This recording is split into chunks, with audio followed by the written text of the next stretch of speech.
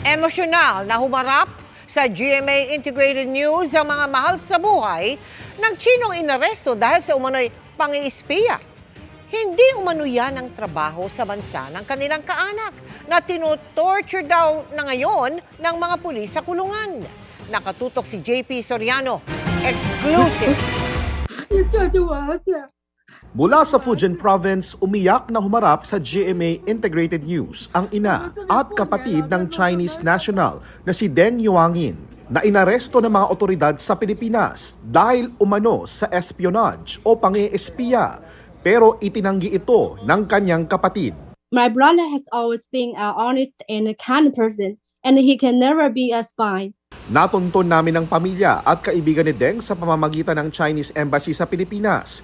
Hiniling nilang wag silang pangalanan o ipakita ang muka. Hirap silang mag-Ingles kaya gumamit kami ng interpreter sa ilang punto. Ang trabaho daw ni Deng may kinalaman sa pagka-testing ng bilis ng sasakyan gamit ang computer. This company, they said they need to do a car testing job in Philippines, and they want we help them to do a 30-kilometer like testing in the Philippines. The main job of them is helping them to arrange the route. Ayon sa Department of Justice at Armed Forces of the Philippines, nakumpiska mula kay Deng at ilang kasamang Pilipino ang ilang equipment gaya ng rover at mapping devices na kadalasan daw ginagamit sa espionage activities o pang-eespiya. Ayon sa kaibigan, makatutulong sana daw ang employer ni Deng para bigyang linaw ang trabaho nito, pero hindi pa raw ito nakikipag-ugnayan sa NBI at sa AFP, ang ATTC Automobile Technology Service na nakabase sa China.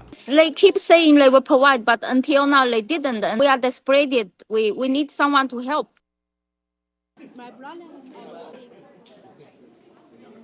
Ang inamin ng pamilya ni Deng, madalas ito sa Pilipinas dahil Pilipino ang napangasawa ni Deng noong 2014 at meron silang maliit na negosyo sa Zamboanga. because my sister-in-law is a Filipino, so so my brother has been has been a long time between China and between China and the Philippines. My brother and his wife, they are running a pharmacy in Zamboanga. So my brother do his own business there, and the business is formal. It's formal and legal. Ang ikinababahala nila, nakatanggap daw sila ng mensahe mula kay Deng. When he is injured, the police is torturing my friend. So I hope you can talk to maybe the related department. Don't do like that. Because we are so from the Philippines, and we can help my brother. My parents, their body is not very good, and Chinese New Year is coming. We can't. Mama, 王莹， my 王莹，你等一下。 say help my brother. Nakadeteni ngayon si Deng sa NBI. Hinihingan pa namin ng reaksyon ang NBI at AFP sa mga sinabi ng pamilya ni Deng, pati na rin ang Chinese company na pinagtatrabahuhan nito. Para sa GMA Integrated News, JP Soriano, nakatutok 24 oras.